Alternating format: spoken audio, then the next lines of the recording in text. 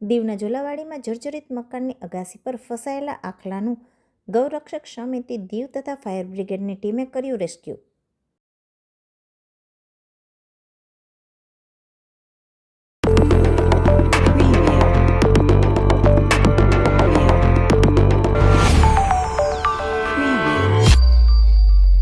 કેન્દ્રશાસિત પ્રદેશ દીવના ઝોલાવાડી વિસ્તારમાં એક જર્જરિત મકાનની અગાસી પર આખલો ચડી જતા છેલ્લા 3 થી 4 દિવસથી ત્યાં જ ફસાઈ ગયો હતો। ભૂખ અને તરસથી પરેશાન આખલાની જાણ બુચરવાડા પંચાયતના સદસ્ય વિકીભાઈને થતાં તેમણે તાત્કાલિક દીવ ગૌરક્ષક સમિતિને જાણ કરી હતી। માહિતી મળતા જ ગૌરક્ષક સમિતિની ટીમે ફાયર બ્રિગેડને જાણ કરી હતી।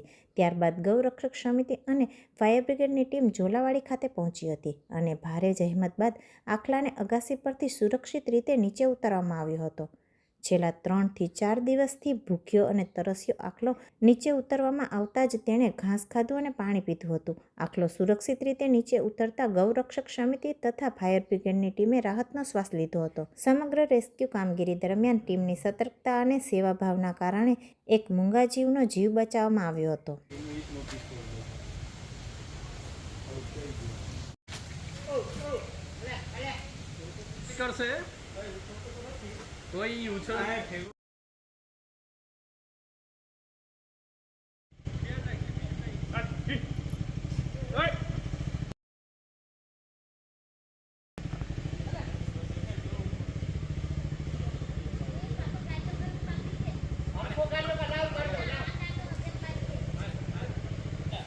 नीचे उतरे थे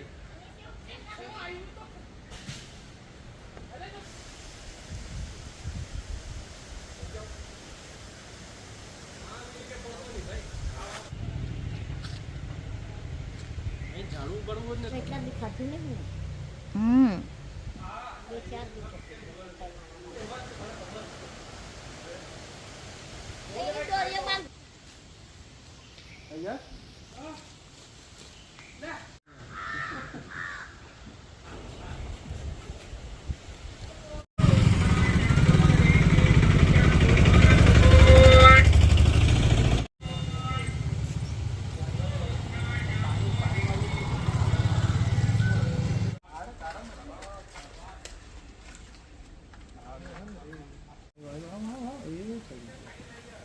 हिम्मत हो तो हिम्मत આવી સીરી છે ને પેલું રસ્તો બ્લોક હતો હવે સાફ કરી લોકો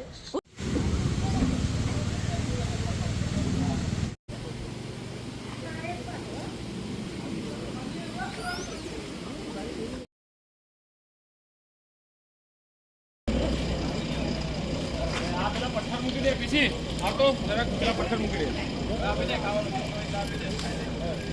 પાણી વાણી લઈ આવીને આપો પાણી વાણી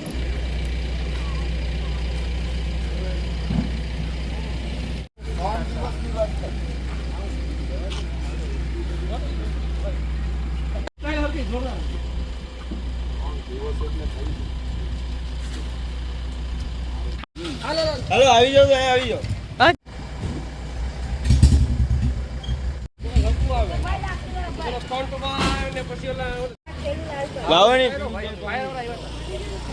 સ્પ્રે મારવો હોય તો પગું ન જાવ પણ પગું તીર દેખાય।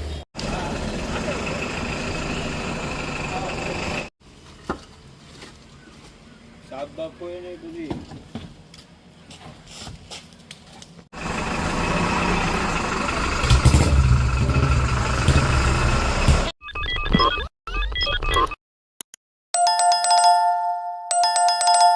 Yeah.